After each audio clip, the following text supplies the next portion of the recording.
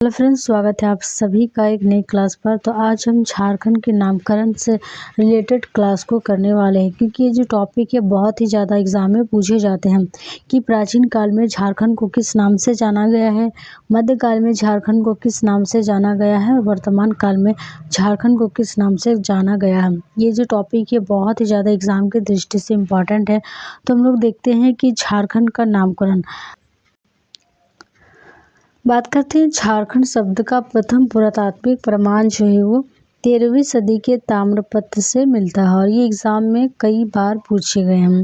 ये जो ताम्रपत्र है ये उड़ीसा से प्राप्त हुआ है, जिसका संबंध पूर्वी गंगवंश के राजा नरसिंह देव के शासनकाल से संबंधित है।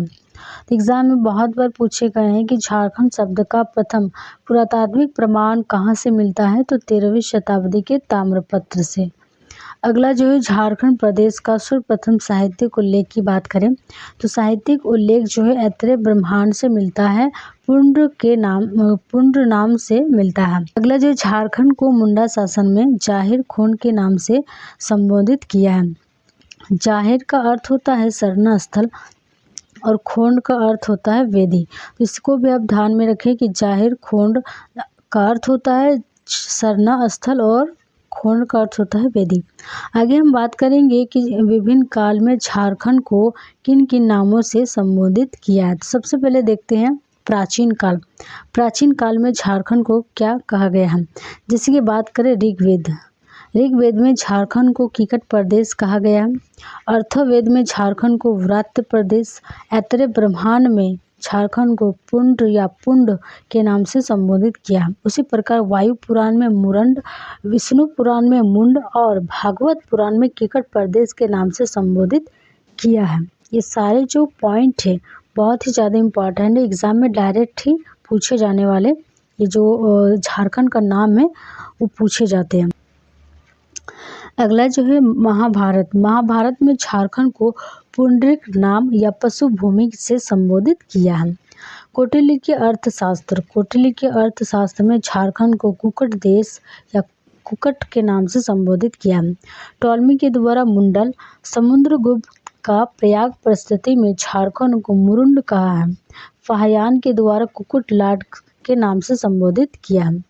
उसी प्रकार हैंसोंग के द्वारा झारखंड को की ला ना सू के नाम से संबोधित किया है।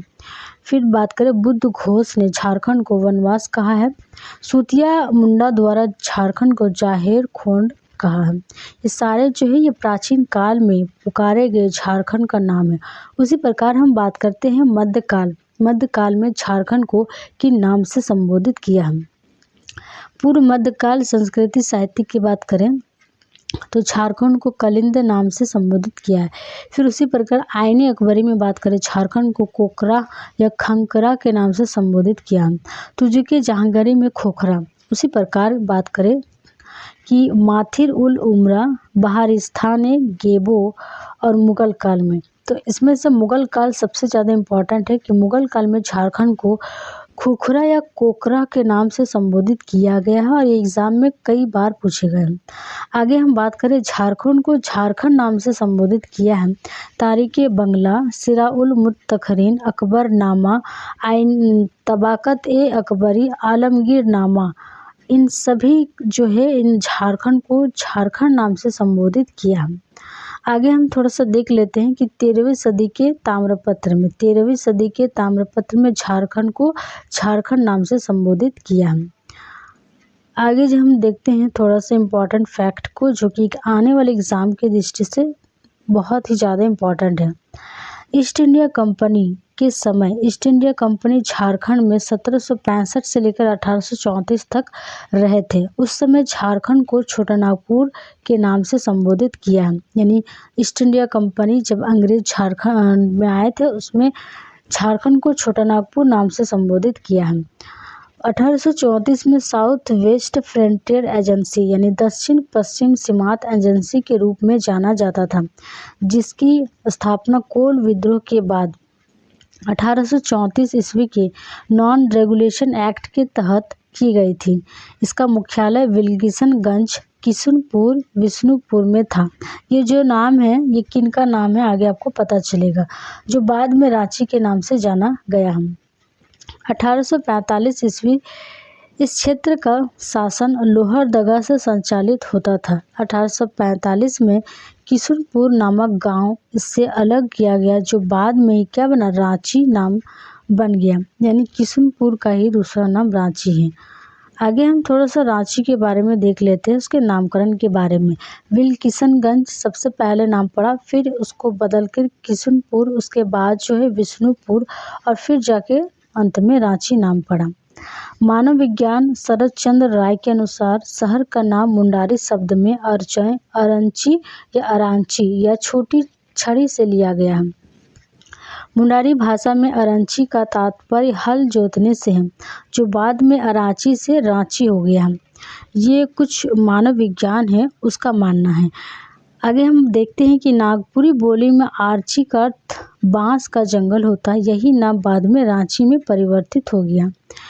छोटा नागपुर जो उपायुक्त के अधीन था लोहरदगा कहलाता था। इसका डाकघर छोटा नागपुर पोस्ट ऑफिस, स्कूल छोटा नागपुर गवर्नमेंट स्कूल तथा खजाना का नाम रंचाई था। अंग्रेजों खजाना रंचाई को ही आगे चलकर रांची कहा गया। ये कुछ मतभेद है जो कि मानव विज्ञान जो है अलग अलग जो लेखक है उनके द्वारा ये मत दिए गए हैं कि पहले रांची का किन किन नामों से पुकारा गया है।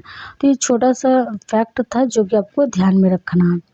आगे इससे जो रिलेटेड जो क्षेत्र है जो कि प्राचीन काल में किन किन नामों से संबोधित किया गया उनको भी थोड़ा देख लेते हैं और किसने ये नाम दिया है वो भी तो एग्जाम में पूछे जाते हैं। जैसे कि बात करें कुकुटलाड, कुकुटलाड जो है ये किनके द्वारा दिया गया है, तो फाहियान के द्वारा दिया गया। उसी प्रकार की चिंकाइला ये जो है ये राजमहल का ही क्षेत्र है जिसे कहा गया है और ये जो है नामकरण हैंसोंग के द्वारा दिया गया है। राजमहल की पहाड़ी क्षेत्र ये जो जगह है इसे दामिनी कोह के नाम से जाना गया है और ये बहुत इम्पोर्टेंट है कि दामिनी कोह जो है वो किसने दिया है नाम, तो ये भी हैंसोंग ने दिया है। यहाँ पर थोड़ा सा इम्पोर्टेंट जो चीज़ है उसको देख लेते हैं कि दामिनी कोह की स्थापना कब हुई थी। एग्जाम में बहुत ही बार पूछे गए हैं कि दामिनी कोह की स्थापना कब हुई थी। इसका राइट आंसर तब होगा 1832 में और इसके सीमांकन जो है दामिनी कोह की स्थापना इसका कार्य जो है 1824 में प्रारंभ हुआ था। इसको आपको ध्यान रखना है। आगे हम देखते हैं कि जो संथाल परगना है इसका जो नाम है वो क्या क्या नाम है। तो संथाल परगना को नरीखंड, कांकजोल, जंगल तरी, सूर्यदेश इन 4 नामों से संथाल परगना को जाना जाता है। और जब आप थ्योरी पार्ट को करते चलिएगा तो उसमें आपको ये समझ में आएगा कि कहीं कहीं संथाल परगना नाम ना होकर नरीखंड, कांकजोल इस प्रकार के नाम रहेंगे तो आपको समझना होगा कि ये संथाल परगना का ही इलाका है। आगे हम देख लेते हैं धनबाद। धनबाद को प्राचीन काल में मानभूम के नाम से संबोधित किया गया। यही जो धनबाद का पुराना नाम है वो क्या था, मानभूम। इसको भी आपको ध्यान में रखना है। कहीं कहीं आप जब प्राचीन काल झारखंड का पढ़ेंगे तो वहाँ पर मानभूम क्षेत्र मिलेगा, तब आपको समझना होगा कि ये धनबाद वाले इलाके हैं। उसी प्रकार खरसावां जो कि करतासीना के नाम से संबोधित था और ये जो है टॉलमी ने नाम दिया था करतासीना, अभी वर्तमान में खरसावां का ही इलाका है। फिर जो छोटा नागपुर, छोटा नागपुर को उस समय जो है नागभूमि से संबोधित किया गया था। उसी प्रकार चाईबासा, चाईबासा जो जगह है वहाँ श्रीनिवास शहर के नाम से संबोधित किया है।